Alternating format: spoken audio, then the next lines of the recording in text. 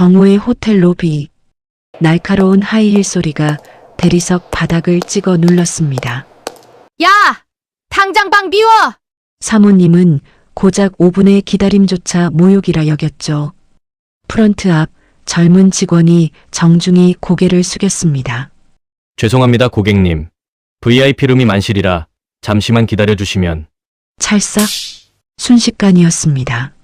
수천만 원짜리 명품백이 직원의 얼굴을 후려친 건 로비는 찬물을 끼얹은 듯 조용해졌고 바닥엔 피 묻은 명찰이 뒹굴었습니다. 그런데 그 남자 입술에 피를 쓱 닦으며 고개를 숙인 채 딱 한마디를 했습니다. 괜찮습니다. 그날 이후 호텔 사람들은 알게 됐습니다.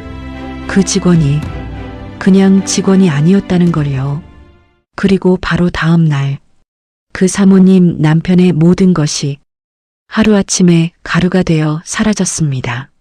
시작 전에 무료인 구독과 좋아요를 눌러주시면 매주 통쾌하고 감동적인 사연을 들려드립니다. 그리고 지금 어디서 듣고 계신지 댓글도 달아주세요. 오늘의 사연 시작합니다. 오후 3시 해운호텔 로비. 번쩍이는 대리석 바닥 위로 하이힐 소리가 날카롭게 울려 퍼졌습니다. 검은 샤넬 수트를 입은 여자가 성큼성큼 걸어왔어요. 정서진, 해운호텔 대표, 윤태석의 아내였죠. VIP룸 예약. 정서진. 차가운 목소리가 프런트에 떨어졌습니다.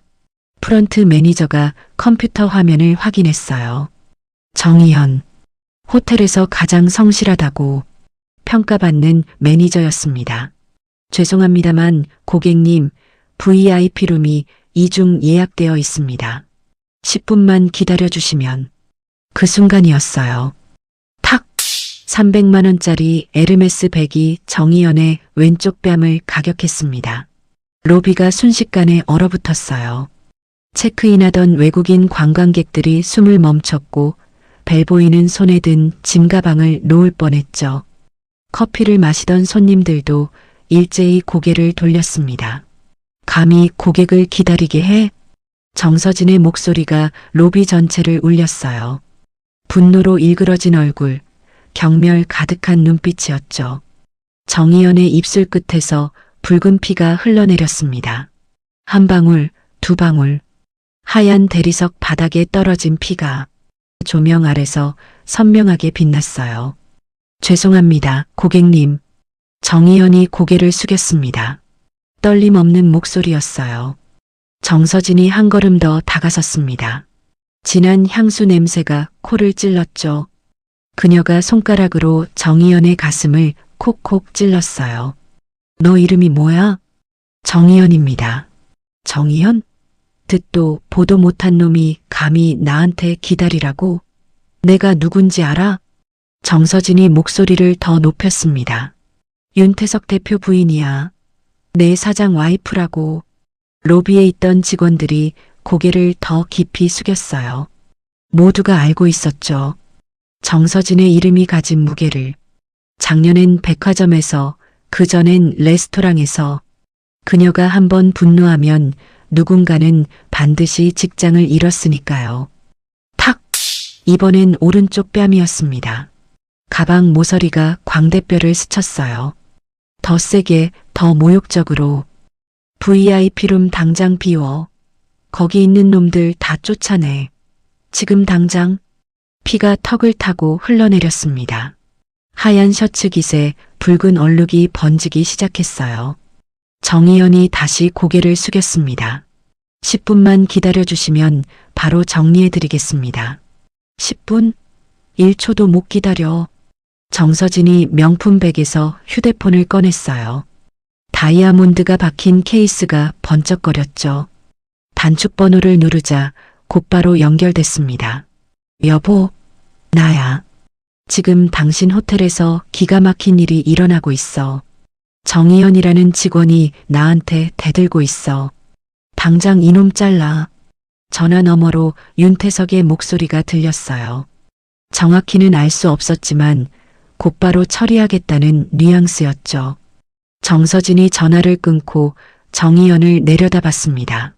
승리감에 가득 찬 미소를 지으며 너 오늘이 마지막 날이야.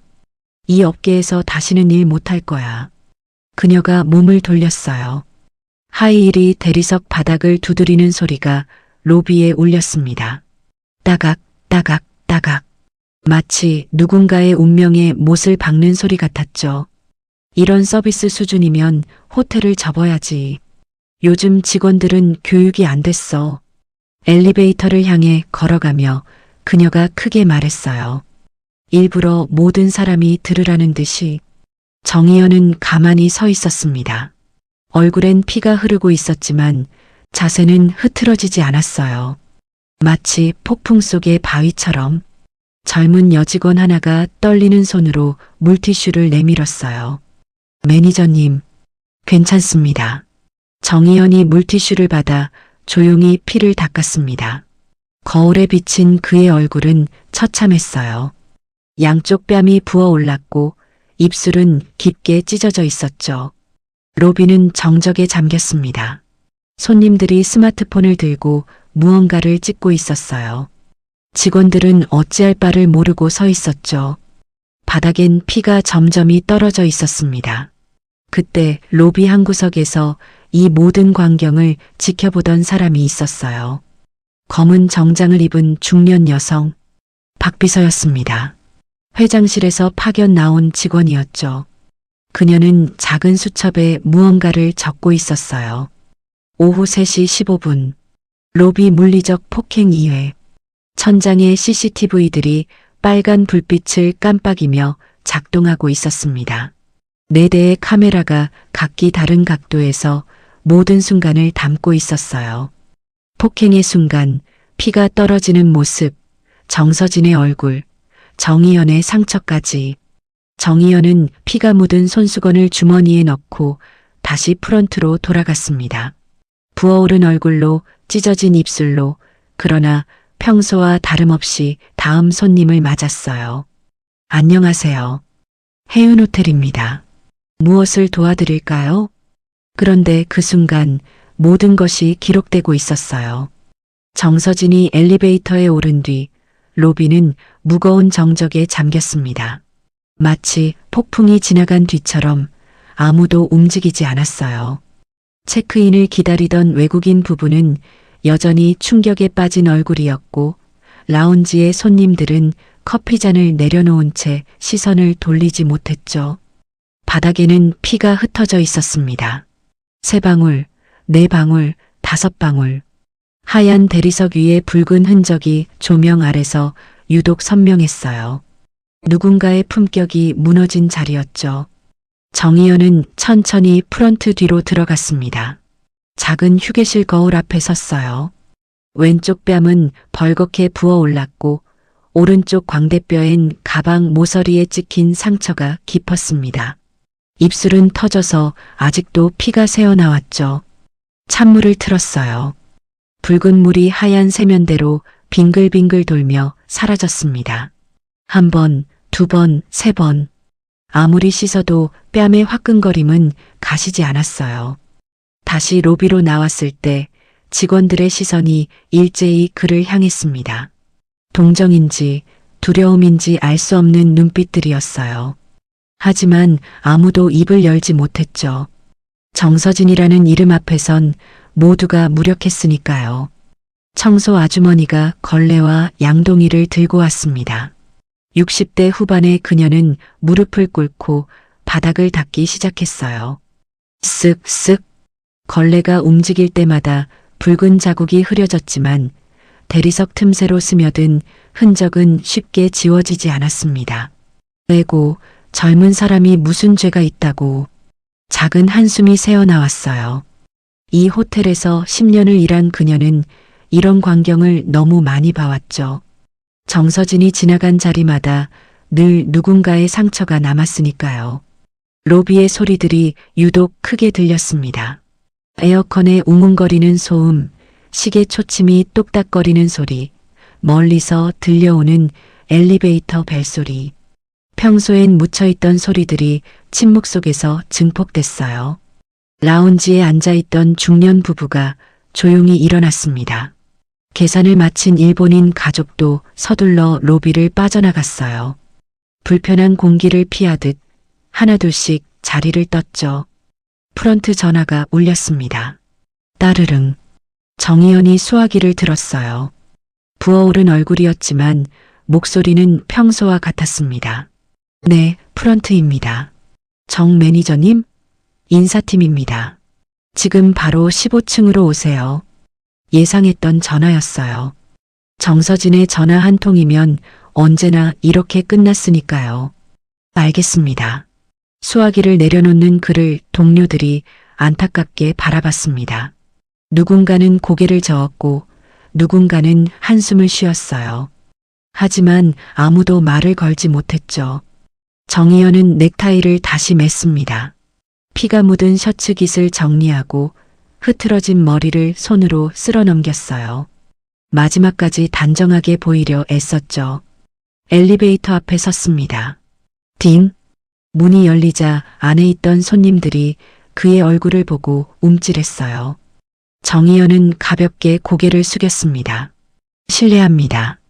평범한 인사였지만 오늘만큼은 다르게 들렸어요. 로비 한 구석 박 비서가 여전히 그 자리에 있었습니다. 검은 수첩에 빼곡히 무언가를 적고 있었어요. 시간, 날짜, 목격자 명단, 상황 전개. 보고서를 작성하듯 세밀하게 기록했죠. 컨시어지 데스크의 김 과장이 깊은 한숨을 쉬었습니다. 또 한 명이 가는군.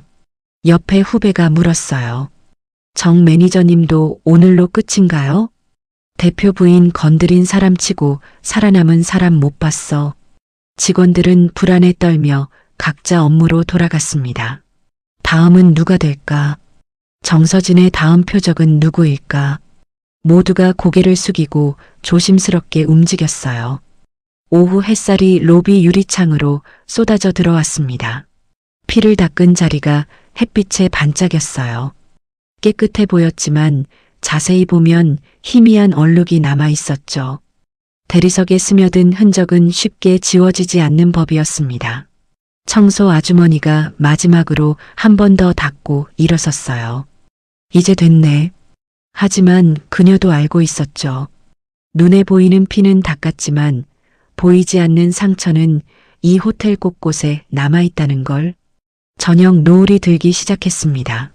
로비는 서서히 평소의 모습을 되찾았어요. 새로운 손님들이 들어오고 직원들이 미소를 지으며 응대했죠. 마치 아무 일도 없었던 것처럼. 하지만 천장의 CCTV는 계속 작동하고 있었습니다. 빨간 불빛을 깜빡이며 조용히 모든 것을 기록하고 있었어요. 그날 밤 아무도 모르는 사이 무언가가 움직이기 시작했습니다. 호텔은 겉으로는 평온했습니다. 그날 밤 10시 해운호텔 대표실. 윤태석은 가죽 의자에 깊숙이 몸을 묻고 있었어요. 책상 위엔 위스키 잔이 놓여 있었고 시가 연기가 사무실을 채우고 있었죠. 그의 표정은 짜증으로 일그러져 있었습니다. 정희연이라. 듣도 보도 못한 놈이 감히. 그가 인터폰을 눌렀어요. 보안팀장, 지금 당장 올라와. 5분 후 보안팀장이 헐레벌떡 들어왔습니다. 40대 중반의 남자였어요.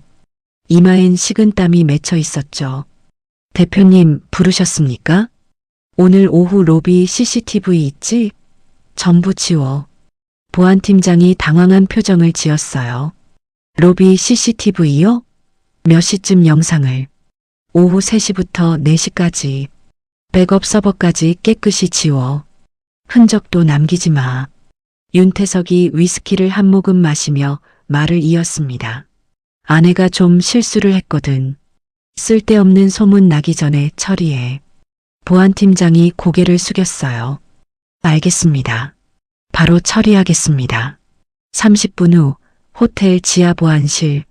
보안팀장이 컴퓨터 앞에 앉았습니다. 모니터엔 오늘 오후 녹화된 영상 파일들이 떠 있었어요. 마우스를 움직여 해당 시간대를 선택했죠. 삭제 버튼을 클릭했습니다. 그런데 이상한 일이 일어났어요. 삭제 불가. 권한이 없습니다. 빨간 경고창이 떴습니다. 보안팀장이 눈을 비볐어요. 다시 한번 시도했지만 결과는 같았죠. 뭐야 이게. 관리자 권한으로 로그인을 다시 했습니다. 최고 레벨 접근 코드를 입력했어요. 하지만 여전히 같은 메시지만 떴죠. 삭제 불가. 본사 감사팀 관리 파일. 보안팀장의 얼굴이 하얗게 질렸습니다. 본사 감사팀? 언제부터? 급하게 시스템 로그를 확인했어요. 화면에 뜬 내용을 보고 그는 입을 벌렸죠. 시스템 변경일. 6개월 전. 변경 지시자. 본사 비서실. 내용.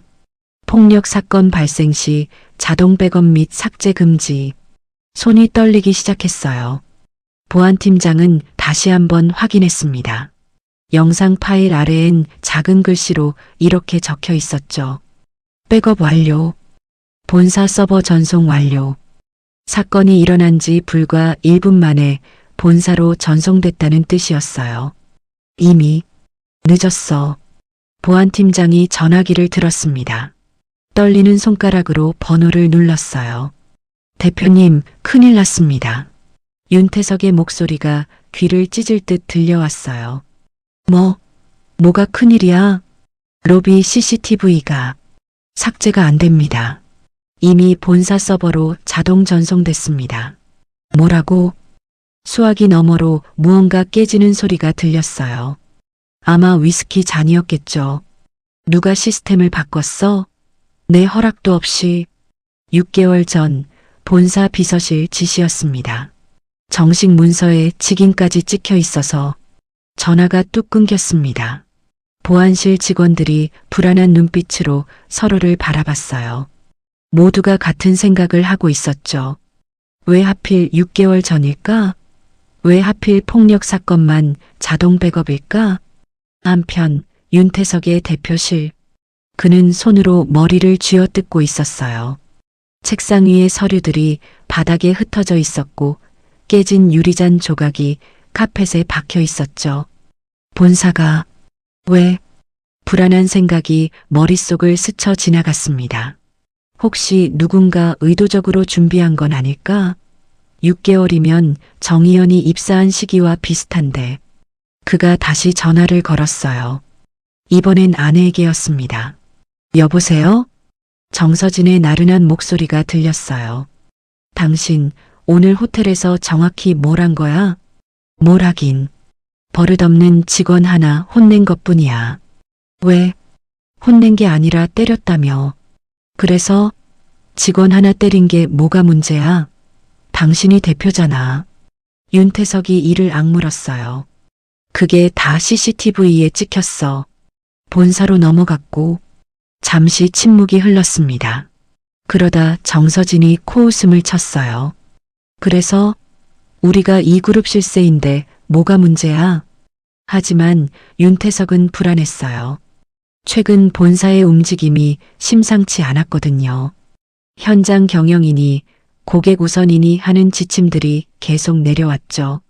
새벽 2시 해운그룹 본사 서버실. 자동 백업된 영상 파일이 조용히 저장되어 있었습니다. 4개 각도에서 찍힌 선명한 영상.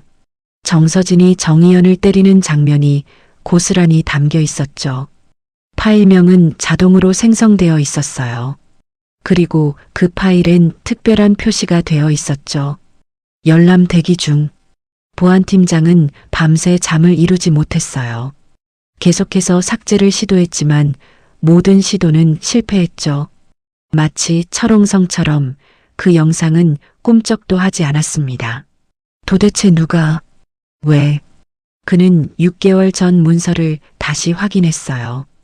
분명 본사 비서실 지시였고 정식 절차를 거친 것이었죠. 하지만 왜 하필 이런 시스템을 만들었을까? 하지만 CCTV 영상은 이미 본사 서버 깊은 곳에 저장되어 있었어요. 마치 시한폭탄처럼 조용히 그러나 확실하게. 그런데 이 영상이 곧 커다란 파장을 일으킬 거라는 걸 아직 아무도 몰랐습니다. 새벽 5시 해운그룹 본사 회장실. 정밀한 회장은 창밖을 바라보고 있었습니다. 73세의 노구였지만 눈빛만큼은 여전히 날카로웠어요. 책상 위엔 오래된 신문 스크랩 한 장이 놓여 있었죠. 해운그룹 장남 정도윤, 교통사고로 급사. 10년 전 기사였습니다. 누렇게 바랜 종이 위로 회장의 손가락이 천천히 움직였어요. 마치 그날의 기억을 더듬듯이. 도윤아. 작은 한숨이 새어나왔습니다. 문이 조용히 열리며 박 비서가 들어왔어요.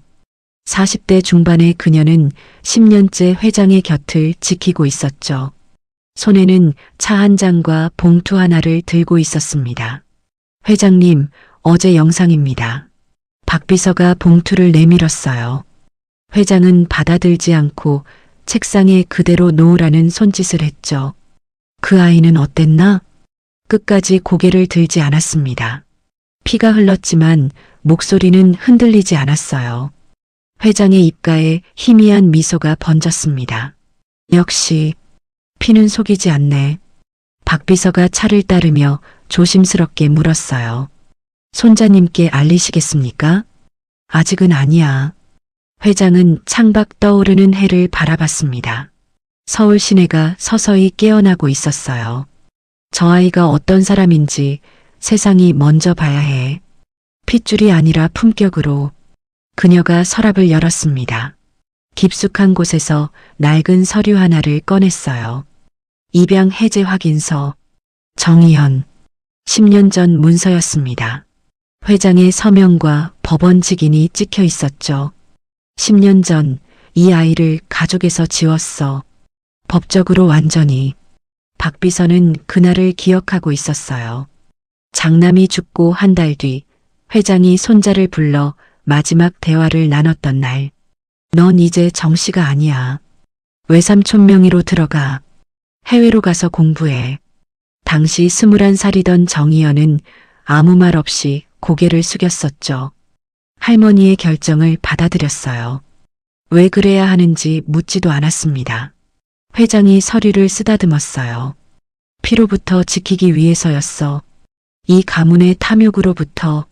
그녀의 눈빛이 흔들렸습니다. 10년 전 그날이 떠올랐어요. 밤 11시 급한 전화 한 통. 회장님, 도윤 상무님이. 사고가 났습니다.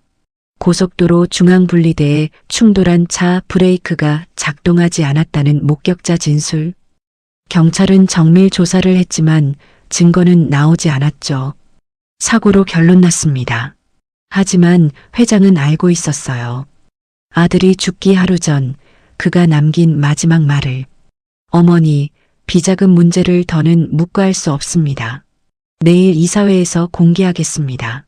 다음 날 그는 죽었어요. 회장은 신문 스크랩을 다시 펼쳤습니다. 기사 한쪽 귀퉁이에 작은 메모가 적혀 있었죠.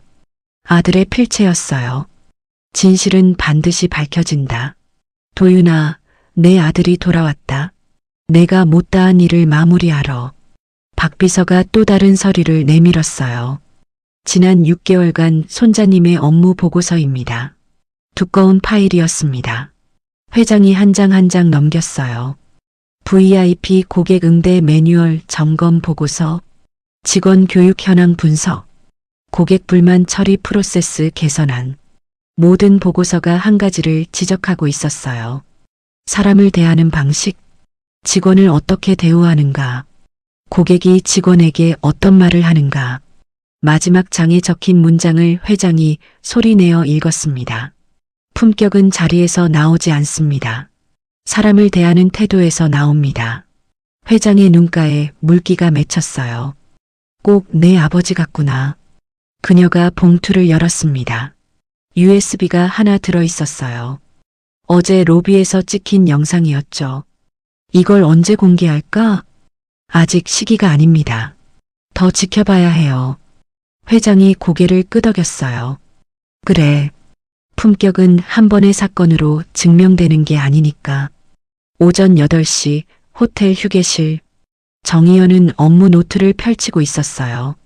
왼쪽 뺨은 여전히 부어 있었고 입술의 상처는 아물지 않았죠. 하지만 그의 손은 멈추지 않았습니다. 사건 보고서, 고객 응대 중 발생한 물리적 충돌. 그는 감정 없이 담담하게 적어 내려갔어요. 시간, 장소, 상황, 대응. 마치 제3자의 시선으로 기록하듯이 동료 직원이 커피를 건네며 물었어요. 이현 씨, 괜찮아요? 병원 가봐야 하는 거 아니에요? 괜찮습니다. 인사팀에서 뭐래요? 진짜 잘리는 거예요? 정희연이 잠시 펜을 멈췄습니다. 모르겠습니다. 하지만 제가 한 일은 틀리지 않았어요. 그래도 대표 부인인데 자리가 사람을 만드는 게 아닙니다. 사람이 자리를 만드는 거예요. 동료는 더 이상 묻지 못했어요. 정희연의 눈빛이 너무 확고했거든요. 마치 흔들리지 않는 신념을 가진 사람처럼. 창밖으로 아침 햇살이 쏟아져 들어왔습니다. 정희연은 보고서를 덮고 창밖을 바라봤어요. 저 멀리 본사 건물이 보였죠. 높이 솟은 50층짜리 빌딩. 그곳 꼭대기에 회장실이 있다는 걸 그는 알고 있었습니다. 10년 만에 돌아온 서울이었어요. 10년 만에 마주한 가족이었죠. 하지만 아직 아무도 모르고 있었습니다. 그가 누구인지. 정희연의 가슴속 주머니엔 낡은 사진 한 장이 들어 있었어요. 아버지와 함께 찍은 마지막 사진. 아버지는 그를 안고 웃고 있었죠. 사진 뒤에 아버지의 필체로 적힌 문장이 있었습니다. 이연아, 사람 위에 서지 마라. 사람 곁에 서거라. 그는 사진을 만지작거리며 작게 속삭였어요. 아버지, 저 잘하고 있죠? 본사 회장실에서는 박 비서가 컴퓨터 앞에 앉아 있었습니다. 화면엔 윤태석의 지난 5년간 거래 내역이 떠 있었어요. 허위 용역비, 불법 송금, 측근 회사로의 환수, 복잡하게 얽힌 비자금의 흐름이 한눈에 보였죠. 회장님, 준비는 거의 끝났습니다. 회장이 고개를 끄덕였어요. 좋아. 이제 시작이야. 품격의 시험이. 그녀가 창밖을 바라봤습니다. 저 아래 어딘가에 손자가 있었어요. 피는 숨겼지만 마음은 언제나 함께였죠. 도윤아, 내 아들은 내가 원하던 사람으로 자랐어. 이제 세상이 그걸 증명할 차례야. 아침 햇살이 회장실을 가득 채웠습니다. 하지만 그 빛 속에는 10년 전 비극의 그림자가 여전히 어른거리고 있었어요. 사라지지 않은 의혹, 밝혀지지 않은 진실, 그리고 곧 시작될 심판. 오전 10시 윤태석의 대표실. 책상 위엔 서류 한 뭉치가 놓여 있었습니다. 표지에 박힌 제목이 선명했어요. 이사회 긴급 안건, 경영진 세대교체의 건. 윤태석이 만년필을 들어 서명란을 채웠습니다. 굵고 힘찬 필체였어요. 마치 이미 승리한 사람처럼. 후임 대표 후보자란에 적힌 이름은 자기 자신이었죠. 창밖으론 본사 건물이 보였습니다. 50층 높이의 타워. 꼭대기 회장실을 그가 올려다봤어요. 입가에 냉소가 번졌죠. 서류를 봉투에 넣었습니다. 빨간 밀봉 스티커를 붙이고 책상 서랍을 열었어요. 안엔 또 다른 서류들이 가득했죠. 해운개발 용역 계약서, 컨설팅비 지급 내역, 재단 기부금 명세서, 모두 합법적으로 보이는 문서들이었습니다. 하지만 그 이면엔 정교하게 설계된 비자금 루트가 숨어 있었어요. 윤태석은 서류 더미를 쓰다듬었습니다. 5년간 쌓아올린 그의 왕국이었죠. 오후 2시 해운호텔 지하 주차장. 검은 벤츠가 들어왔습니다. 윤태석이 내렸고 조수석에서 40대 후반 남자가 함께 내렸어요. 값비싼 시계, 맞춤 정장, 고급 구두. 두 사람은 기둥 뒤로 걸어갔습니다. 어둡고 CCTV 사각지대처럼 보이는 곳이었죠. 서류 가방이 오갔습니다. 남자가 봉투를 열어 안을 확인했어요. 계약서와 현금 수표, 20억 원 규모의 허위 용역 계약이었죠. 악수가 오갔습니다. 짧고 단단하게. 남자가 떠났고 윤태석은 차에 기댄 채 담배를 꺼냈어요. 연기가 희미한 주차장 조명 속으로 퍼져나갔죠. 하지만 그는 몰랐습니다. 천장의 새 CCTV가 그 모든 장면을 담고 있다는 걸. 6개월 전 설치된 사각지대 없는 최신 시스템이었죠. 빨간 불빛이 깜빡이고 있었습니다. 같은 시각 본사 감사실. 김 감사실장의 모니터엔 실시간 영상이 떠 있었어요. 주차장, 악수, 서류 가방. 모든 게 선명했죠. 그가 화면을 캡처했습니다. 파일명을 입력했어요. 폴더를 열자 비슷한 파일들이 수십 개 정렬되어 있었습니다.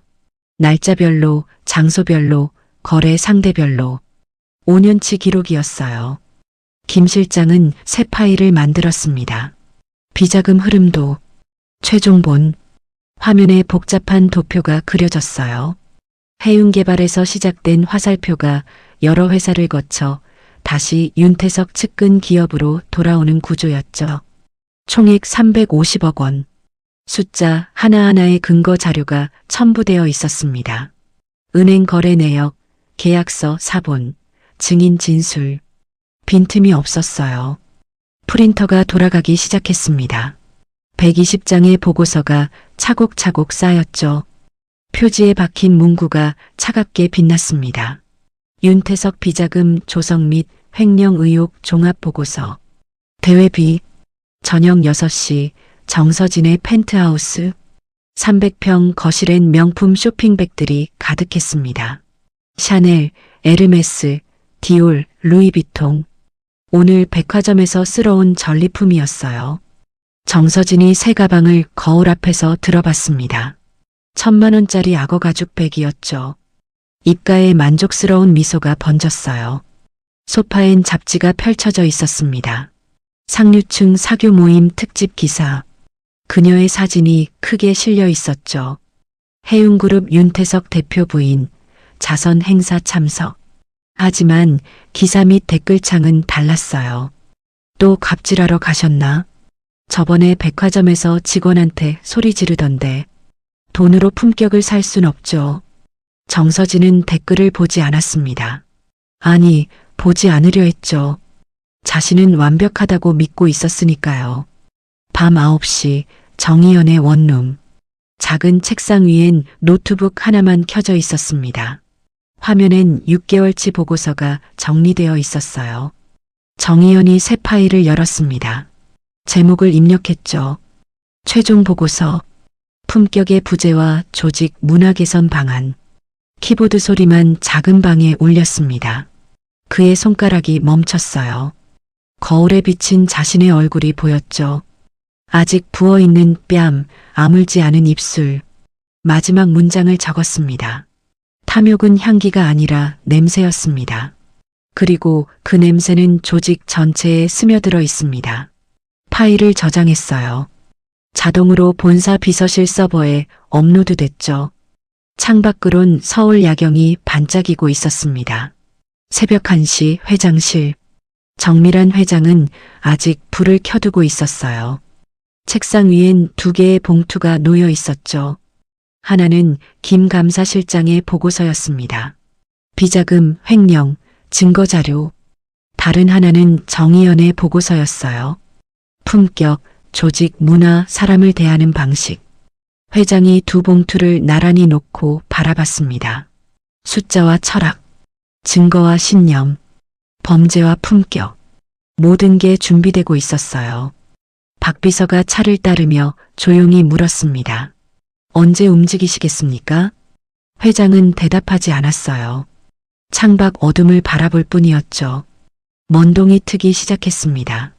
서울 하늘이 서서히 밝아지고 있었어요. 새벽 공기는 차갑고 고요했죠. 하지만 그 고요함 속에서 무언가가 움직이고 있었습니다. 증거가 쌓이고 숫자가 정리되고 진실이 수면 위로 떠오르고 있었어요. 윤태석의 서류 가방엔 이사회 안건이 들어 있었습니다. 김 감사실장의 금고엔 120장 보고서가 봉인되어 있었죠. 정희연의 노트북엔 마지막 보고서가 저장되어 있었어요. 그리고 회장의 책상엔 모든 것을 뒤집을 결정만 남아 있었습니다. 오전 10시 해운그룹 본사 25층 비공개 이사회실 입구엔 경비가 서 있었습니다. 출입 명단을 확인하며 신분증을 검사했어요. 이사진 12명만 입장 가능한 긴급 회의였죠. 긴 타원형 테이블이 놓인 회의실, 가죽 의자 12개가 양쪽으로 정렬되어 있었어요. 테이블 중앙엔 생수병과 유리잔들이 준비되어 있었죠. 윤태석이 가장 먼저 들어왔습니다.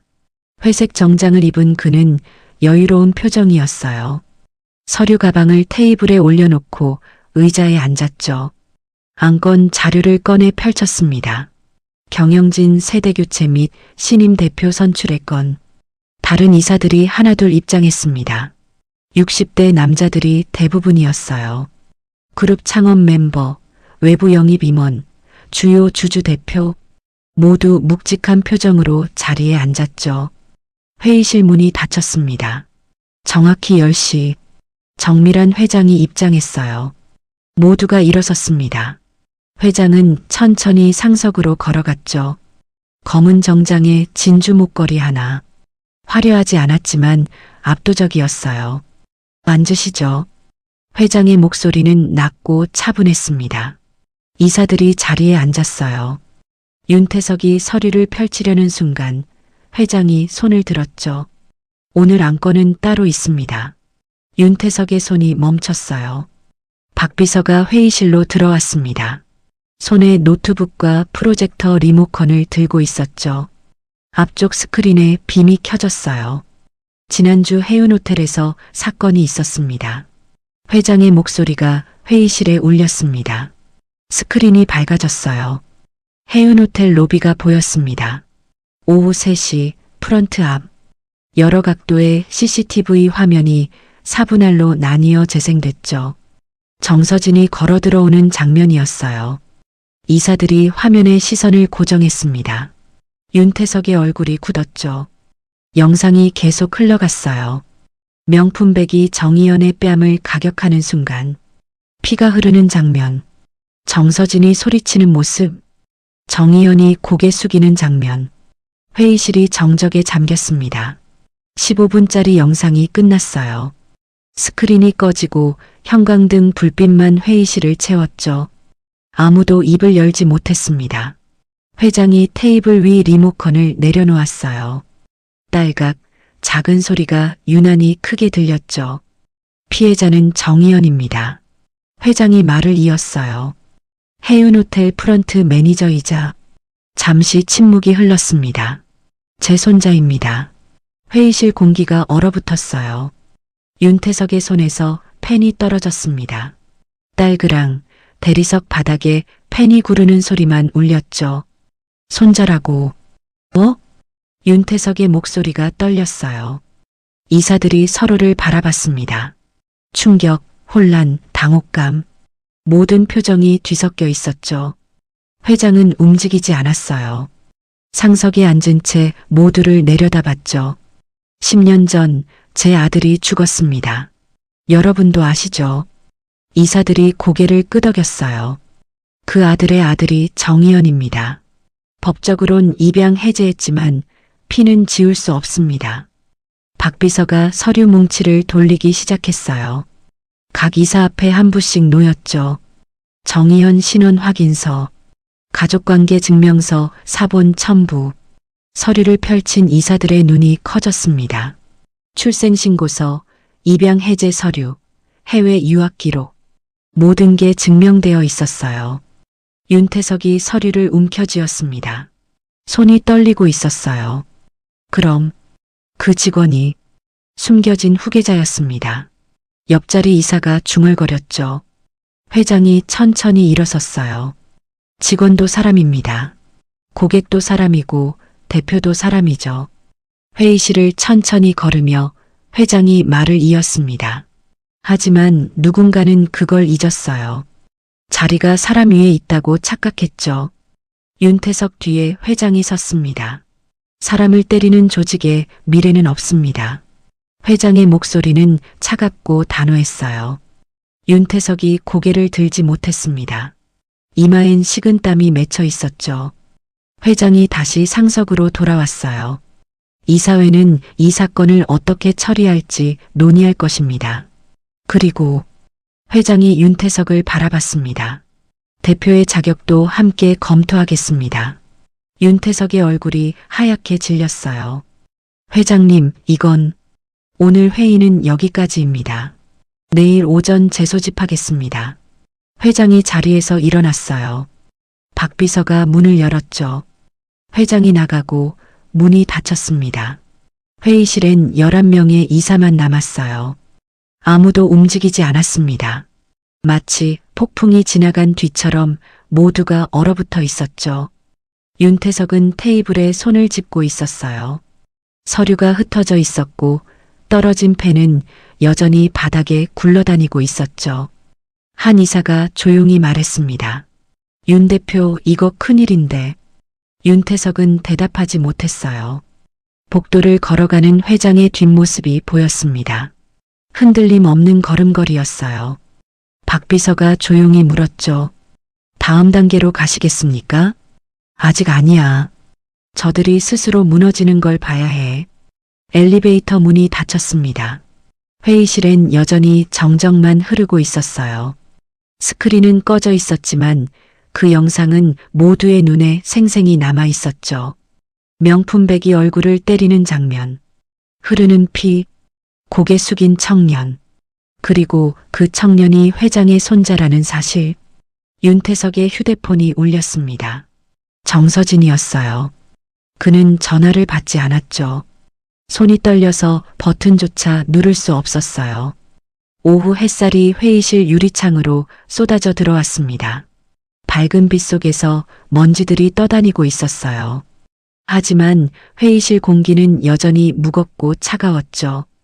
오후 3시 이사회가 끝나고 6시간이 흘렀습니다. 인터넷이 폭발했어요. 포털 사이트 실시간 검색어 1위에 해운그룹 갑질이 올랐습니다. 2위는 재벌 사모님 폭행, 3위는 회장 손자 호텔 직원이었죠. 클릭 한 번에 기사가 쏟아졌어요. 50개, 100개, 200개. 속보 알림이 끊이지 않았습니다. 단독. 해운호텔 대표 부인, 직원 폭행, CCTV 포착. 피해자는 회장 친손자. 10년간 신분 숨겨. 명품백으로 얼굴 가격, 입술 찢어져. 기사마다 사진이 첨부되어 있었어요. 호텔 로비의 흐릿한 스크린샷, 정서진의 옆모습, 바닥에 떨어진 피. 선명하진 않았지만 충분히 알아볼 수 있었죠. 댓글창이 폭주했습니다. 명품은 사도 품격은 못 사나 봐요. 직원이 손자였다는 게 중요한 게 아니라 사람을 때렸다는 게 문제. 재벌은 다 똑같네. 불매 동참합니다. 오후 4시 증권거래소였습니다. 해운그룹 주가가 폭락하기 시작했어요. 시초가 52,000원에서 출발한 주식이 45,000원까지 떨어졌습니다. 10% 하락이었죠. 거래량이 폭증했어요. 매도 주문이 쏟아졌습니다. 트레이더들의 모니터엔 빨간색 숫자만 가득했어요. 해운호텔 주가는 더 심각했습니다.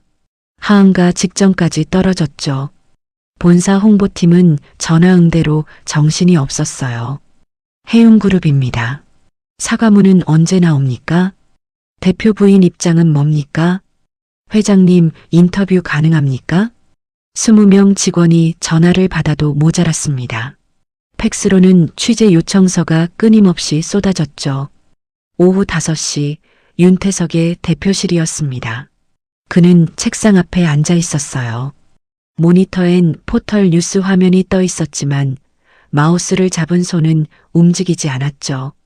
책상 전화가 울렸습니다. 비서실이었어요. 대표님, 기자들이 로비에 몰려 있습니다. 어떻게 할까요? 윤태석은 대답하지 않았습니다. 수화기를 조용히 내려놓았죠. 휴대폰이 진동했어요. 정서진이었습니다. 오늘만 30번째 전화였죠.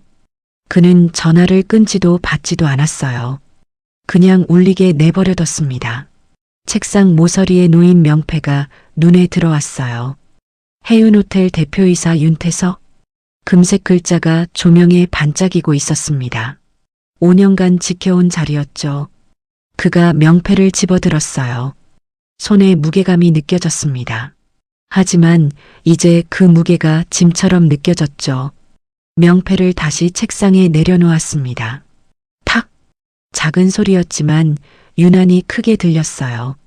오후 6시 정서진의 펜트하우스였습니다.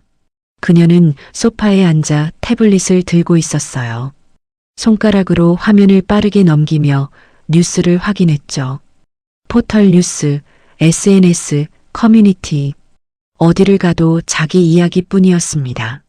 해운그룹 불매. 재벌갑질 아웃. 정서진 사과하라.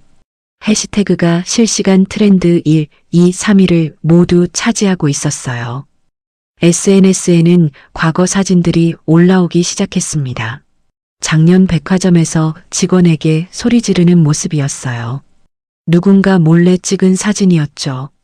재작년 레스토랑에서 음식을 집어던지는 장면도 있었습니다. 흐릿한 CCTV 캡처였어요. 정서진 과거 갑질 모음. 게시물 조회수가 10만을 넘어섰습니다. 댓글이 달리기 시작했어요. 저 때도 봤어요. 직원이 울고 있었어요. 한두 번이 아니었구나. 이번엔 확실히 응징받아야. 정서진이 참지 못하고 태블릿을 집어던졌습니다. 쾅! 바닥에 떨어진 태블릿 화면이 깨졌어요. 금이 거미줄처럼 퍼져나갔죠. 거실을 걸어다니며 그녀가 소리쳤습니다. 다 거짓말이야. 조작이라고. 하지만 아무도 듣지 않았어요. 300평 펜트하우스엔 그녀 혼자뿐이었습니다. 휴대폰을 들어 남편에게 전화를 걸었어요. 연결음이 길게 울렸지만 받지 않았죠. 다시 걸었습니다. 이번에도 받지 않았어요. 10번을 걸었지만 결과는 똑같았습니다. 그녀는 소파에 주저앉았어요. 거실엔 명품 가방들이 가득했지만 어느 것 하나 위로가 되지 않았습니다. 밤 9시 해운호텔 로비였습니다. 예약 취소 전화가 빗발치고 있었어요. 예약 취소하겠습니다. 다음 주 웨딩, 다른 호텔로 옮기겠습니다. VIP 멤버십 해지 부탁드립니다. 프런트 직원들이 정신없이 전화를 받았습니다. 취소 건수가 100건을 넘어섰죠. 컨시어지 데스크도 마찬가지였어요. 기업 행사 취소합니다. 단체 예약 전액 환불 요청합니다. 매출이 실시간으로 떨어지고 있었습니다. 직원들은 불안한 눈빛으로 서로를 바라봤어요. 구조조정 이야기가 돌기 시작했죠. 다음 날 오전이었습니다. 윤태석이 인터넷 뱅킹에 접속했어요. 법인 계좌를 확인하려는 순간 화면에 메시지가 떴습니다. 거래 정지. 금융당국 조사 진행 중. 그의 손이 멈췄어요.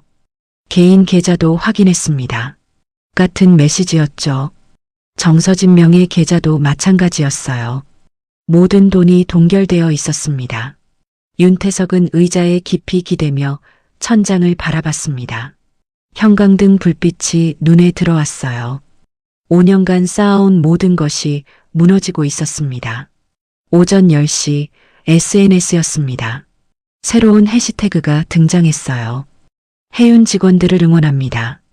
호텔 직원들의 익명 증언이 올라오기 시작했습니다. 저도 작년에 정서진한테 당했어요. 손님 앞에서 무릎 꿇으라고 했어요. 대표 부인 오시는 날은 직원들 다 떨었어요. 이번에 폭행당한 매니저님 정말 좋은 분이에요. 게시물마다 수천 개의 댓글이 달렸습니다. 응원 메시지가 쏟아졌어요. 한편 정의연의 원룸이었습니다. 그는 창밖을 바라보고 있었어요. 휴대폰엔 수십 통의 부재중 전화가 쌓여 있었습니다. 기자들이었죠. 하지만 그는 전화를 받지 않았어요. 책상 위엔 사표가 놓여 있었습니다. 어젯밤 작성한 것이었죠. 사직서, 정의연. 하지만 아직 제출하지 않았어요. 무언가를 기다리고 있었습니다. 오후 2시 본사 회장실이었습니다. 정밀한 회장은 뉴스를 보고 있었어요. 모든 채널이 해운그룹 이야기뿐이었습니다. 박 비서가 보고서를 올렸어요. 주가 15% 하락, 예약 취소 300건, SNS 부정 여론 92%입니다. 회장은 고개를 끄덕였습니다. 예상대로군. 다음 단계로 가시겠습니까? 회장은 창밖을 바라봤어요. 서울 하늘은 맑았습니다. 아직이야. 조금만 더. 그녀의 눈빛은 차갑고 단호했어요. 폭풍은 이제 시작이었습니다. 그런데 이 모든 일에는 숨겨진 설계가 있었습니다. 사흘 후 새벽 5시였습니다. 정희연의 휴대폰에 문자 한 통이 도착했어요. 회장실로 오세요. 박 비서. 그는 침대에서 일어나 거울을 봤습니다. 뺨의 상처는 아물고 있었지만 흔적은 여전히 남아 있었어요. 정장을 꺼내 입었습니다. 넥타이를 메고 문을 나섰죠. 새벽 6시 해운그룹 본사 50층이었습니다. 엘리베이터 문이 열렸어요.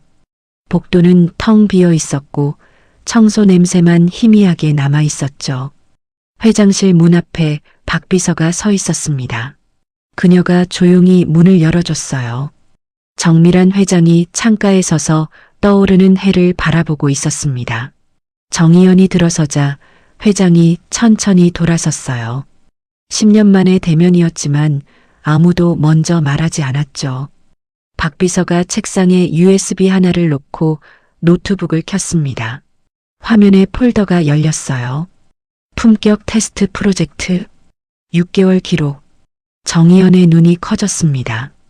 폴더 안에는 여러 파일들이 정렬되어 있었어요. 1단계 시스템 변경 지시서 6개월 전. 2단계 VIP 이중 예약 시나리오. 3단계 CCTV 자동 백업 설계도. 4단계 감사실 비자금 추적 계획. 첫 파일이 열렸습니다. 회장의 서명이 박힌 공식 문서였어요. CCTV 시스템 전면 개편 지시. 폭력 사건 발생 시 자동 백업 및 삭제 금지. 날짜를 보니 6개월 전이었습니다. 정희연이 호텔에 입사한 바로 그날이었죠. 다음 파일이 화면에 떴어요. VIP룸 이중 예약 허용. 고객 응대 스트레스 상황 관찰. 회장의 직인이 선명하게 찍혀 있었습니다. 화면이 다시 넘어갔어요. 이번엔 호텔 배치도였습니다. 프런트 위치, CCTV 각도, 로비 동선까지 모든 게 세밀하게 표시되어 있었어요. 그리고 빨간색 원 하나가 보였습니다. 폭행 예상 지점. 정서진이 명품백을 휘두른 바로 그 자리였어요. 정희연의 손이 떨렸습니다. 다음 파일이 열렸습니다. 윤태석 일가 품격 테스트 설계안. 내용이 하나씩 나타났어요. 목적, 후계 적격성 판단, 방법, 스트레스 상황 조성 후 직원 대응 방식 관찰, 평가 기준, 사람을 대하는 태도, 기간, 6개월, 관찰 대상, 윤태석, 정서진, 주요 임원진, 평가 기준, 정희연 회장 친손자. 마지막 줄을 읽은 정희연이 천천히 고개를 들었어요. 회장이 소파에 앉으며 손짓했습니다. 정희연도 마주보는 자리에 앉았죠. 모두 계획이었어요. 회장의 목소리는 낮고 차분했습니다. 박 비서가 다음 화면을 띄웠어요. 정희연의 보고서 목록이 나타났습니다. VIP 고객 갑질 사례 분석, 직원 인권 침해 기록, 품격의 부재와 조직 문화 개선안. 6개월간 작성한 모든 보고서였어요. 그리고 각 파일 옆에는 빨간 체크 표시가 있었죠. 회장 열람 완료. 정희연이 화면을 응시했습니다. 회장이 입을 열었어요. 내 보고서를 매주 읽었다. 사람을 어떻게 봐야 하는지, 품격이 뭔지. 넌 이미 알고 있었어. 박 비서가 USB를 빼서 봉투에 넣었습니다. 그리고 또 다른 봉투를 꺼냈어요. 두껍고 무거워 보였죠. 두 봉투가 책상 위에 나란히 놓였습니다. 왼쪽 봉투에는 품격 테스트, 정의연 평가 기록이라고 적혀 있었어요. 오른쪽 봉투에는 윤태석 비자금 조성 및 횡령 의혹 종합 보고서라고 써 있었죠. 회장이 오른쪽 봉투를 손으로 쓰다듬었습니다. 김 감사실장이 5년간 추적한 거야. 350억 원, 증거 자료 120장. 정의연이 조심스럽게 물었습니다. 그럼 그날 저를 때리게 만든 것도 폭행까지는 예상 못했어. 회장이 고개를 저었어요. 하지만 그게 그들의 진짜 모습이었지. 잠시 침묵이 흘렀습니다. 회장이 창밖을 바라보며 말했어요. 사람을 어떻게 대하는가. 그게 자격이야. 피보다 돈보다 자리보다 더 중요한 거지. 정의연이 천천히 자리에서 일어났습니다. 할머니, 10년 만에 부르는 호칭이었어요. 회장의 눈가에 물기가 맺혔습니다. 그래, 이연아. 박 비서가 조용히 뒤로 물러났어요. 회장실엔 할머니와 손자만 남았죠. 10년이라는 시간이 그 사이에 있었습니다. 해가 완전히 떠올랐어요. 회장실이 아침 햇빛으로 가득 찼습니다. 내일 오전 10시에 긴급 이사회가 열려. 회장이 말을 이었습니다. 모든 걸 공개할 거야. 비자금도, 폭행 영상도, 품격의 부재도, 전부 다. 정의연이 창밖을 바라봤어요. 저 아래 어딘가에 호텔이 있었습니다. 6개월간 일했던 그곳이요. 회장이 두 봉투를 정의연 앞으로 밀었습니다. 넌 참석해야 해. 증인으로. 정의연은 봉투를 바라만 볼 뿐 짚지 않았어요. 저는 그냥 직원일 뿐입니다. 아니야. 회장이 자리에서 일어났습니다. 넌 이 가문의 피야. 그리고 이제 세상이 그걸 알아야 해. 정의연이 천천히 봉투를 집어들었습니다. 무거웠어요. 6개월의 무게, 10년의 무게, 그리고 아버지의 무게가 느껴졌죠. 제 아버지도 이런 시험을 받았습니까? 회장의 표정이 굳어졌어요. 내 아버지는 통과했어. 하지만 목소리가 잠시 떨렸습니다. 내가 지키지 못했지. 정의연이 봉투를 꼭 쥐었습니다. 이제 끝낼 수 있습니까? 그래. 회장이 고개를 끄덕였어요. 내일이면 끝나. 내 아버지의 복수도 이 그룹의 정화도 모두. 오전 7시가 되었습니다. 정의연이 회장실을 나섰어요. 복도는 여전히 조용했습니다. 손에는 2개의 봉투가 들려 있었어요. 하나는 자신의 기록이었고 하나는 그들의 범죄였죠. 엘리베이터를 타고 1층 로비로 내려왔습니다. 출근하는 직원들이 보였어요. 인사를 나누는 사람들, 커피를 마시며 하루를 시작하는 사람들. 정의연은 그들을 잠시 바라봤습니다. 내일이면 모든 게 바뀔 거예요. 창밖 하늘은 맑았습니다. 긴급 이사회 전날 밤 오후 6시 비가 내리기 시작했습니다. 해운호텔 지하 주차장. 정의연이 차에서 내렸어요. 퇴근 시간이었죠. 뒤에서 엔진 소리가 들렸습니다. 벤츠 SUV 한 대가 급하게 들어왔어요. 정서진의 차였습니다. 급브레이크 소리가 주차장에 울렸죠. 차 문이 3개 열렸어요. 정서진이 내렸습니다. 머리는 흐트러져 있었고 화장은 번져 있었죠. 그녀가 정의연을 봤습니다. 너. 목소리가 주차장 전체에 울렸어요. 정의연은 걸음을 멈췄습니다. 정서진이 달려왔어요. 하이힐 소리가 콘크리트 바닥을 두드렸죠. 따각, 따각, 따각. 서너 미터 앞에서 멈췄습니다. 다 내 짓이지? 우리 인생 망친 게. 숨이 가빴어요. 눈은 충혈되어 있었죠.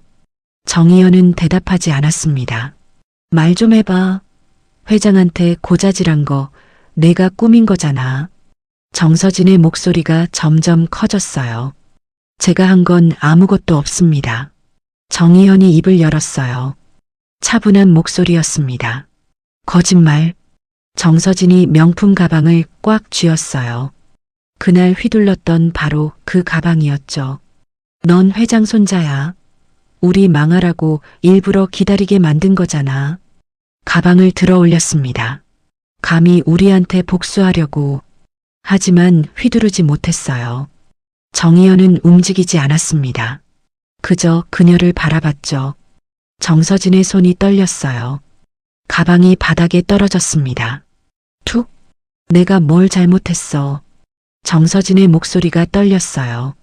직원 하나 혼낸 게 뭐가 문제야. 나는 대표 부인이었다고. 정희연이 한 걸음 다가섰습니다. 자격이 없었습니다. 사람을 때릴 자격은 누구에게도 없습니다. 정희연의 눈빛은 흔들리지 않았어요. 정서진이 비웃었습니다. 사람? 직원이 사람이야? 그냥 돈 주고 부리는 거지. 그게 당신이 모든 걸 잃은 이유입니다. 정희연이 말했어요. 예의 없는 자리엔 아무것도 남지 않습니다. 정서진의 얼굴이 일그러졌어요. 닥쳐. 내가 뭔데 나한테 훈계야? 넌 그냥 회장 뒤에 숨은 비겁한 놈이야. 정희연이 몸을 돌렸습니다. 사모님, 온몸을 명품으로 휘감으면 뭐합니까? 그 속이 싸구려 짝퉁인데. 돈으로 가방은 사도 인간의 품격은 돈 주고 못 삽니다. 그가 걸어가기 시작했어요. 이 자식아. 정서진이 소리쳤지만 정희연은 멈추지 않았습니다. 그녀는 그 자리에 주저앉았어요.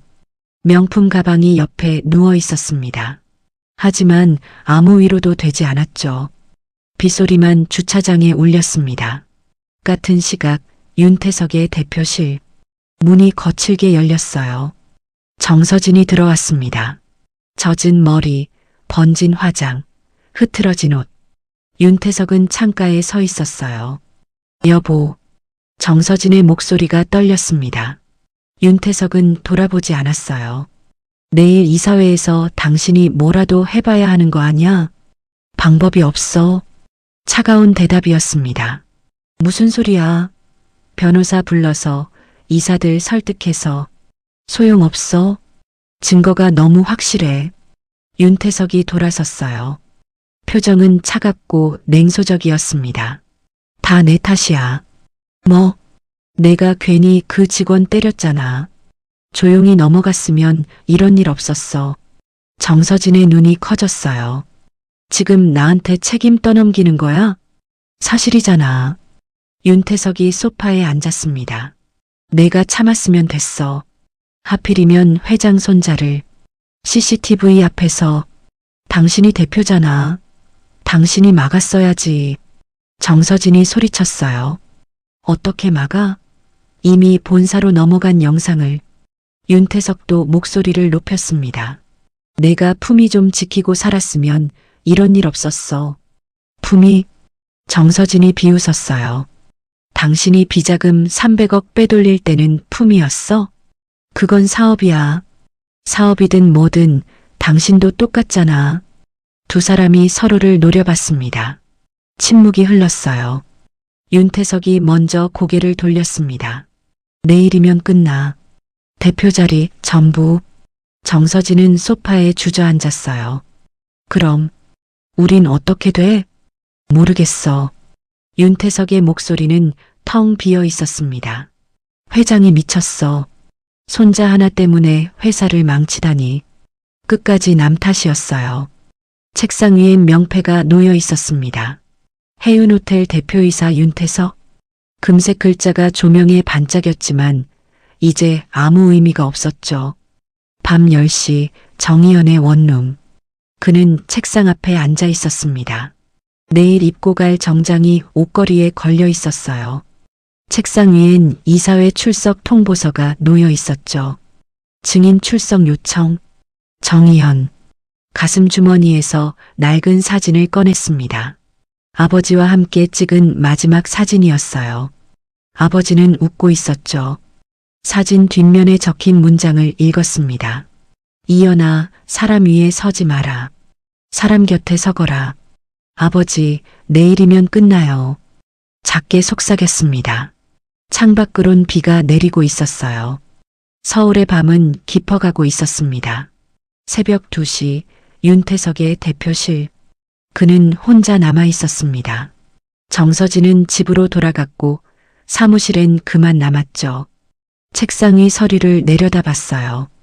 긴급 이사회 소집, 대표이사 윤태석 직무정지 심의의 건, 비자금 내역서가 첨부되어 있었습니다. 350억 원, 5년치 기록, 모든 증거. 그는 서류를 구겨버렸어요. 하지만 바뀌는 건 없었습니다. 창밖엔 비가 쏟아지고 있었어요. 새벽 3시 회장실. 정밀한 회장은 아직 불을 켜두고 있었습니다. 책상 위엔 내일 이사회 자료가 정리되어 있었어요. 김 감사실장의 비자금 보고서, 폭행 CCTV 영상 USB, 정의연의 신분 증명 서류, 그리고 마지막 한 장. 10년 전 신문 스크랩이었습니다. 해운그룹 장남 정도윤, 교통사고로 급사. 회장이 신문을 쓰다듬었어요. 도윤아, 내일이면 내 아들이 증명해 줄 거야. 창밖엔 비가 쏟아지고 있었습니다. 내일 아침이면 모든 게 공개될 거였어요. 10년의 침묵이 깨지는 날이었습니다. 비는 밤새 내렸습니다. 주차장엔 정서진이 남긴 명품 가방이 누워 있었어요. 대표실엔 윤태석이 구겨진 서류를 바라보고 있었습니다. 원룸엔 정의연이 아버지 사진을 바라보고 있었죠. 회장실엔 10년의 진실이 기다리고 있었습니다. 폭풍 전야였어요. 다음 날 오전 10시였습니다. 해운그룹 본사 25층 대회의실에 이사 12명이 모였어요. 뒤편에는 기자단 20명이 자리를 잡았죠. 카메라 5대가 회의실을 향하고 있었습니다. 정밀한 회장이 문을 열고 들어왔어요. 모두가 자리에서 일어났습니다. 회장이 천천히 상석으로 걸어가 앉았죠. 시작하겠습니다. 박 비서가 프로젝터를 켰어요. 스크린이 밝아지며 첫 화면이 떴습니다. 긴급 이사회. 윤태석 대표이사 해임 심의. 기자들의 카메라 플래시가 터지기 시작했어요. 박 비서가 리모컨을 눌렀습니다. 다음 화면으로 넘어갔죠. 해운호텔 로비 CCTV 영상이었습니다. 날짜와 시간이 선명하게 표시되어 있었어요. 일주일 전 오후 3시 13분 영상이 재생되기 시작했습니다. 정서진이 로비로 걸어 들어오는 모습이 보였어요. 프런트 앞에서 멈춰 서더니 명품백을 들어 올렸죠. 그리고 정의연의 뺨을 가격했습니다. 피가 흐르는 장면이 선명했어요. 다시 한번 가방이 휘둘렀죠. 영상은 4분 30초 동안 흘러갔습니다. 회의실이 정적에 잠겼어요. 아무도 입을 열지 못했습니다. 윤태석은 고개를 푹 숙이고 있었죠. 뒤편 방청석에 앉은 정서진의 얼굴은 하얗게 질려 있었어요. 영상이 끝나고 다음 화면이 떴습니다. 피해자 신원. 정의연. 정의연의 직원증 사진이 나타났어요. 그리고 바로 다음 화면으로 넘어갔죠. 피해자 실제 신분. 정밀한 회장 친손자. 가족관계 증명서가 스크린을 채웠습니다. 출생신고서, 입양 해제 서류까지 모든 문서에 법원 직인이 선명하게 찍혀 있었어요. 기자들의 펜이 종이 위를 빠르게 달렸습니다. 이사들은 서로를 바라보며 눈빛을 교환했죠. 박 비서가 다시 화면을 넘겼어요. 윤태석 비자금 조성 의혹. 감사실 조사 결과. 김 감사실장이 자리에서 일어났습니다. 단상으로 걸어가 마이크 앞에 섰어요. 5년간 추적한 결과를 보고 드리겠습니다. 그의 목소리는 차분했지만 단호했어요. 화면이 바뀌었습니다. 복잡한 돈의 흐름도가 나타났죠. 해운개발을 통해 허위 용역비 명목으로 210억 원이 인출됐습니다. 화살표가 다음 단계를 가리켰어요. 정서진 씨 명의 재단으로 140억 원이 기부금 명목으로 이체됐습니다. 마지막 화살표가 나타났습니다. 그리고 다시 윤태석 대표 측근 기업으로 컨설팅비 명목으로 환수됐습니다. 김 감사실장이 마지막 슬라이드를 띄웠어요. 총액 350억 원, 5년간의 기록, 증거자료 120건, 숫자들이 스크린을 가득 채웠습니다. 은행 거래 내역, 계약서 사본, 서명 날인 문서들, 모든 증거가 선명하게 보였어요. 플래시가 끊임없이 터졌습니다. 김 감사실장이 고개를 숙이고 자리로 돌아갔어요. 박 비서가 마지막 자료를 띄웠습니다. 윤태석이 직접 서명한 계약서 20장이 차례로 화면에 나타났어요. 모든 서명란에 그의 필체가 선명했죠. 윤태석은 여전히 고개를 들지 못하고 있었습니다. 회장이 천천히 일어섰어요. 회의실 전체가 숨을 죽였습니다. 예의를 잃은 자는 자격이 없습니다. 회장의 목소리는 낮았지만 회의실 구석구석까지 울렸어요. 박 비서가 서류를 들어 올렸습니다. 표결하겠습니다. 이사들이 하나둘 손을 들기 시작했어요. 하나, 둘, 셋. 12명 전원이었습니다. 만장일치였어요. 대표이사 윤태석 즉각 해임을 결정합니다. 회장의 선언이 떨어졌습니다. 직원이 윤태석의 명패를 조심스럽게 집어들고 회의실을 나갔어요. 금색 글자가 복도 조명의 마지막으로 반짝이며 사라졌죠. 바로 그때 방청석에서 정서진이 벌떡 일어났습니다. 이건 조작이에요. 그녀의 목소리가 회의실에 울렸어요. 다 거짓말이라고요. 우린 아무 잘못 없어요. 경비 2명이 재빠르게 다가와 그녀를 부축했습니다. 밖으로 데려가려 하자 정서진이 몸부림쳤어요. 나요. 손대지 마. 하지만 그녀의 목소리는 복도로 멀어져 갔고 회의실 문이 조용히 닫혔습니다. 플래시는 계속 터지고 있었어요. 회장이 다시 자리에 앉으며 말했습니다. 다음 안건으로 넘어가겠습니다. 박 비서가 새 자료를 준비했어요. 하지만 회장이 손을 들어 멈춰 세웠죠. 오늘은 여기까지 하겠습니다. 나머지는 오후에 다시 모이겠습니다. 이사들이 고개를 끄덕였어요. 모두가 알고 있었습니다. 더 중요한 이야기가 남아있다는 걸. 오전 11시 회의실 복도였습니다. 윤태석이 문을 열고 나왔어요. 기자들이 순식간에 몰려들었죠. 대표님, 한 말씀만. 비자금 의혹 인정하십니까? 사과하실 의향은 있으신가요? 윤태석은 한마디도 하지 않았습니다. 그저 고개를 숙인 채 걸었어요. 플래시 불빛이 그의 창백한 얼굴을 비췄죠. 엘리베이터에 올랐습니다. 문이 천천히 닫히는 순간 그의 표정이 마지막으로 보였어요. 텅 비어 있었습니다. 1층 로비에서는 정서진이 선글라스를 쓰고 나오고 있었어요. 기자들이 다시 몰려들었습니다. 정서진 씨, 폭행에 대해 사과하실 건가요? 그녀는 대답하지 않았어요. 빠르게 차를 향해 걸었죠. 운전기사가 문을 열어줬고 차가 곧바로 출발했습니다. 기자들의 카메라가 따라갔어요. 오후 1시 포털 메인 화면에 속보가 떴습니다. 해운그룹 윤태석 대표 정격 해임. 비자금 350억 원 확인. 검찰 수사 착수. 대표 부인 폭행 영상 공개. 피해자는 회장 손자. 실시간 검색어가 순식간에 바뀌었어요. 댓글창이 폭발했죠. 드디어 응징받네요. 숫자는 거짓말을 안 하네. 주가는 오전의 충격에서 벗어나 조금씩 안정을 찾기 시작했습니다. 오후 3시 정의연의 원룸이었어요. 그는 창밖을 바라보고 있었습니다. 책상 위 노트북엔 뉴스 기사가 떠 있었지만 읽지 않았어요. 끝났습니다. 10년이 걸렸지만 마침내 끝났어요. 오후 2시 같은 날 이사회가 재소집됐습니다. 오전 회의에서 윤태석 해임이 결정된 지 3시간 뒤였어요. 대회의실에 이사 12명이 다시 모였습니다. 기자단은 이번엔 들어올 수 없었어요. 비공개 회의였죠. 정밀한 회장이 입장했습니다. 이번엔 정의연도 함께였어요. 이사들의 시선이 일제히 정의연에게 향했습니다. 일주일 전까지만 해도 호텔 직원이었던 청년. 하지만 이제 모두가 알고 있었죠. 그가 누구인지. 회장이 상석에 앉았어요. 정의연은 옆자리에 앉았습니다. 시작하겠습니다. 박 비서가 프로젝터를 켰어요.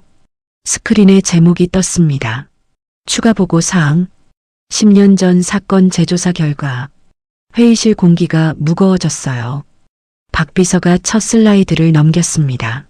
10년 전 신문 기사가 나타났어요. 해운그룹 장남 정도윤, 교통사고로 급사. 이사들은 모두 기억하고 있었습니다. 그날의 충격을. 다음 화면. 사고 차량 브레이크 절단 흔적 발견. 당시 경찰 보고서. 흐릿한 사진이었지만 브레이크 라인이 인위적으로 잘린 흔적이 선명했어요. 당시에는 증거 불충분으로 사고 처리됐습니다. 박 비서의 목소리가 회의실에 울렸어요. 다음 슬라이드가 넘어갔습니다. 신규 발견 증거. 은행 거래 내역. 10년 전 날짜의 송금 기록이었어요. 송금인. 윤태석. 수취인. 이름 가려진 계좌. 금액. 5천만 원. 저기요. 용역비. 바로 다음 화면. 같은 계좌에서 다른 계좌로의 송금 기록이었습니다. 날짜. 사고 이틀 전. 금액. 2천만 원. 수취인. 불법 정비업체 대표 김모 씨. 회의실이 얼어붙었어요. 박 비서가 마지막 슬라이드를 띄웠습니다. 김모 씨 진술서. 검찰 제출 금일 오전. 진술 내용이 화면에 떠올랐어요. 10년 전 윤태석으로부터 차량 브레이크 공작 의뢰를 받았습니다. 대상 차량은 정도윤 상무의 차량이었습니다. 사고 전날 밤 지하 주차장에서 작업했습니다. 숫자들이 계속 나타났어요. 송금 내역, 통화 기록, 주차장 CCTV 타임스탬프, 모든 증거가 윤태석을 가리키고 있었습니다. 이사 한 명이 숨을 크게 들이쉬었어요. 다른 이사는 고개를 떨구었죠. 회장이 천천히 일어섰습니다. 10년 전 제 아들은 비자금 문제를 이사회에 공개하려 했습니다. 윤태석의 비리를 폭로하려 했죠. 목소리는 차분했지만 떨림이 느껴졌어요. 그리고 그 전날 밤 제 아들은 죽었습니다. 정적이 흘렀습니다. 10년간 저는 침묵했습니다. 증거가 없었고 남은 가족을 지켜야 했으니까요. 회장이 정의연을 바라봤어요. 이 아이를 해외로 보냈습니다. 법적으로 관계를 끊었죠. 탐욕으로부터 지키기 위해서. 정의연은 고개를 숙이고 있었습니다. 하지만 이 아이는 돌아왔어요. 10년 만에. 그리고 증명했습니다. 회장이 이사들을 천천히 둘러봤어요. 사람을 어떻게 대해야 하는지, 품격이 무엇인지. 박 비서가 새 서류를 나눠주기 시작했습니다. 후계 구조 개편안. 표지를 넘기자 첫 페이지에 이름 하나가 박혀 있었어요. 차기 회장 후보. 정의연. 이사들이 서류를 들여다봤습니다. 해운그룹의 다음 세대는 정의연이 이끌 것입니다. 회장의 선언이었어요. 한 이사가 조심스럽게 손을 들었습니다. 회장님, 정의연 씨는 아직 경력이 부족하다고요? 회장이 그의 말을 끊었어요. 6개월간 현장에서 일했습니다. 직원들이 어떻게 대우받는지, 고객이 어떻게 행동하는지, 조직 문화가 어떻게 썩어가는지 모두 봤어요. 박 비서가 또 다른 자료를 띄웠습니다. 정의연의 6개월 보고서 목록이었어요. 품격의 부재와 조직 문화 개선안, 직원 인권 보호 시스템 구축 방안, 고객 응대 매뉴얼 전면 개정안, 수십 개의 보고서가 나열되어 있었습니다. 경영은 숫자만 보는 게 아닙니다. 사람을 보는 겁니다. 회장이 정의연에게 고개를 돌렸어요. 일어서세요. 정의연이 천천히 일어났습니다. 소개합니다. 정의연. 제 친손자이자 해운그룹의 미래입니다. 이사들이 하나둘 고개를 끄덕이기 시작했어요. 박수 소리가 들렸습니다. 작게 시작됐지만 점점 커졌죠. 정의연은 깊게 고개를 숙였어요. 할머니, 이제 진실을 되돌리겠습니다. 그의 목소리는 낮았지만 단호했습니다. 아버지가 지키려 했던 것들을, 사람을, 품격을, 정의를. 회장의 눈가에 물기가 맺혔어요. 그래, 이연아. 이제야 내 아버지의 복수가 끝났구나. 박 비서가 마지막 서류를 회장 앞에 놓았습니다. 윤태석 고소장, 살인교사 및 배임 혐의. 회장이 만년필을 들어 서명란에 이름을 적었어요. 정밀한, 굵고 단호한 필체였습니다. 검찰에 제출하세요. 박 비서가 서류를 받아들었어요. 회의실 밖에서는 해가 기울고 있었습니다. 오후 5시였어요. 정의연은 창밖을 바라봤습니다. 저 아래 어딘가에 호텔이 있었죠. 6개월간 일했던 곳. 내일부터 본사로 출근하세요. 회장이 말했어요. 아직 회장 자리는 아닙니다. 배워야 할 게 많아요. 하지만 잠시 멈췄다가 이어갔죠. 넌 이미 가장 중요한 걸 알고 있어. 사람이 먼저라는 걸. 정의연이 고개를 숙였습니다. 감사합니다, 할머니. 이사회가 끝났어요. 이사들이 하나둘 나가기 시작했습니다. 지나가며 정의연에게 고개를 숙였죠. 회의실엔 회장과 정의연 그리고 박 비서만 남았어요. 회장이 가방에서 낡은 사진 한 장을 꺼냈습니다. 정도윤이 어린 정의연을 안고 웃고 있는 사진이었어요. 내 아버지가 마지막으로 한 말이 뭔지 아니? 정의연이 고개를 저었어요. 진실은 반드시 밝혀진다. 그 말이었어. 회장이 사진을 정의연에게 건넸습니다. 이제 밝혀졌구나. 정의연이 사진을 받아들었어요. 아버지의 미소가 보였습니다. 네, 할머니. 이제 끝났어요. 창밖으로 석양이 지고 있었습니다. 10년의 침묵이 끝나는 순간이었어요.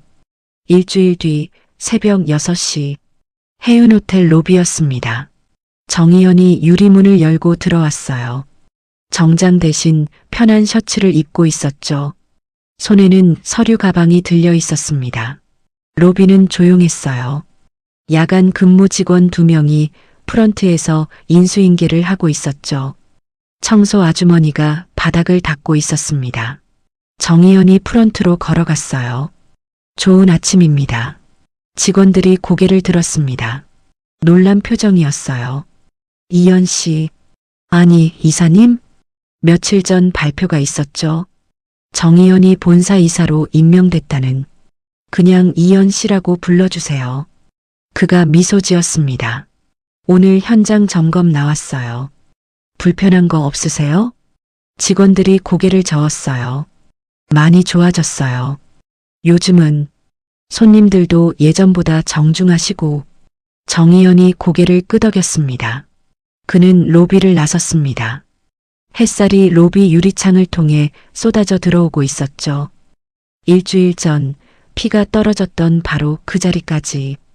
하지만 이제 그곳엔 따뜻한 빛만이 가득했습니다. 권력은 사라졌지만 사람은 남았고, 명품백은 떠났지만 품격은 남았습니다. 해운호텔의 진짜 주인은 이제 명품을 든 사모님이 아니라 마음을 나누는 사람들이었습니다. 오늘 사연 통쾌하셨습니까? 노을이 지는 것을 바라보며 여러분의 마음속의 무거운 짐도 잠시나마 내려놓으셨기를 바랍니다. 다음에도 정성스러운 이야기로 찾아뵙겠습니다. 구독이랑 좋아요 꼭 눌러주시고 오늘도 행복하세요. 감사합니다.